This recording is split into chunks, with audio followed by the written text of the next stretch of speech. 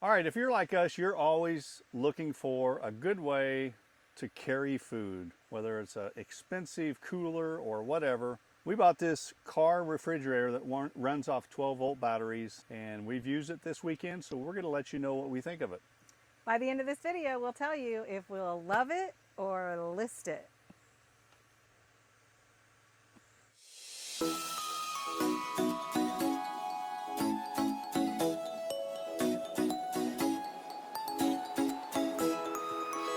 Hey, I'm Scott. And I'm Sherry. And we are the coolest campers ever. Thanks for checking out this video.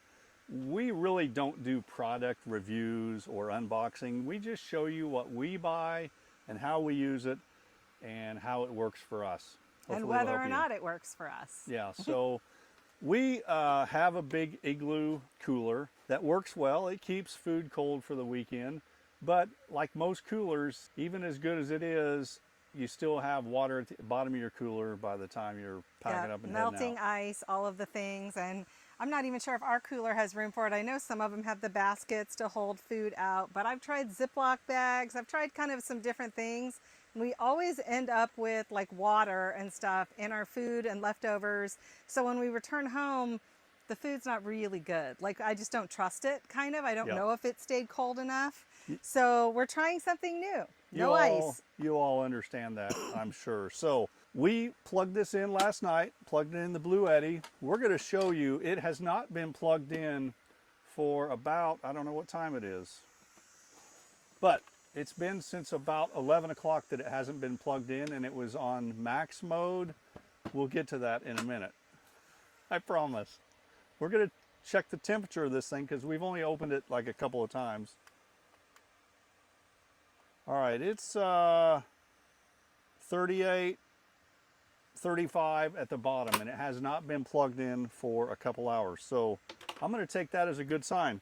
In fact, before we left the house, and what we have learned from some other people that have these types of refrigerators, is to plug them in at home before you go to cool them off, put your food in it, then you don't have to have it plugged in, depending on how far you're going. We only went 30 minutes, but it worked out great. But this comes with two types of plug-ins. This one is the cigarette lighter plug-in, and it comes with a regular 12 volt. So what we did while we're here, we used the Blue Eddy and plugged it in right here. And the nice thing about it is we know it's on because the unit automatically turned on. So we'll show you in some B-roll footage here how this works, but basically it locks itself, so it can be locked. You have to unlock it, but it has an eco mode and a max mode.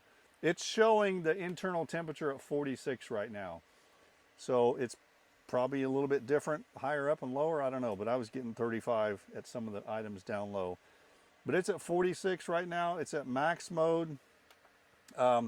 We had this plugged in all night with the Blue Eddy, and it ran it down to 47%. 40 something, yeah. And we plugged it into the solar panel, the Blue Eddy, and it was charged 100% in about 2 hours. So we're not worried about powering this thing and about running out of juice as long as we have solar. The solar worked great. And so, again, we'll drop some B-roll of this thing in here, but basically when you open it up, I was just going to say, it looks like a fairly small space. And again, we'll have the B-roll to show you. We didn't go extensive on food for this weekend. So if we were going to go for a longer trip, it probably would be pretty full. And we would probably use a different cooler just for like water and soda and stuff like that. Keep that separate because you open and close that so much anyway. This is really for the stuff that you want to be safe. You want to make sure the food stays safe and the right temperature, as opposed to like if your water gets a little warm, it's not going to like send you to the bathroom for a week, right? So this is for like meat, cheese, eggs, things like that you want to make sure you're actually keeping really cool. And even though we didn't go too extensive for food this weekend, it does have enough that we have like we made biscuits, eggs, bacon, cheese, like little sandwiches for breakfast. We brought stuff for sandwiches, so lunch meat, cheeses, all the stuff for lunch meat, or and all the condiments. So mayonnaise, mustard, all those things. And then we also have what would be for dinner, which is bacon cheeseburgers with tater tots. So we've got a decent amount of food in here, even though it kind of looks like it's a small space. Once I started putting stuff in, it held a decent amount of food. Yeah, and this thing is heavy. It's got two handles here at the bottom. They don't really recess, they're just kind of sticking out. So you're gonna have to be careful when you lift this thing because it's pretty beefy and heavy.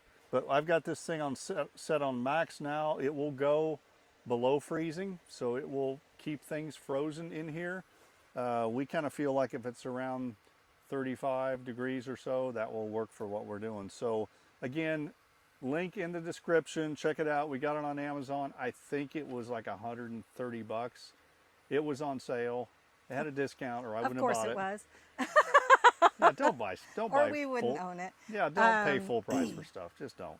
But anyway, as far as the love it or list it thing, like I said, I do think on a little bit bigger weekend as far as planning for food, we would have a separate cooler. Because right now we have like water and drinks and beer and stuff in there too. So there's room for it. But I think we would probably put that stuff separate and then have all of this room for like the meat, eggs, things like that. I like it. So unless we just determine down the road as we've used it more and more that it's just too cumbersome, I'm going to say love it. Thumbs up. Yep. We're not going to list this thing, at least not anytime soon. Not anytime soon. So hopefully that helps. Again, we've heard of people using these things. We've seen a lot of them, especially in overlanding trips. People that do overlanding stuff, they put them in the back and slide them right out. That would be great for this. But we put this typically under the table of the Dynamax here, and the Blue Eddy keeps it charged. The solar kept the Blue Eddy charged, so we're good to go. All seems to be working. Yeah. So if you're looking for something like this to kind of ease up on the having to go out and buy additional bags of ice through the whole weekend, I recommend it. Yep. We didn't buy a single bag of ice for this weekend. All We this stuff did is not, cold, and it's so. been nice, so I will say that. Yep. But thanks for checking out this video. Hopefully it helped. If you liked it, give it a big thumbs up and subscribe, and we'll see you in the next video. let's go camping.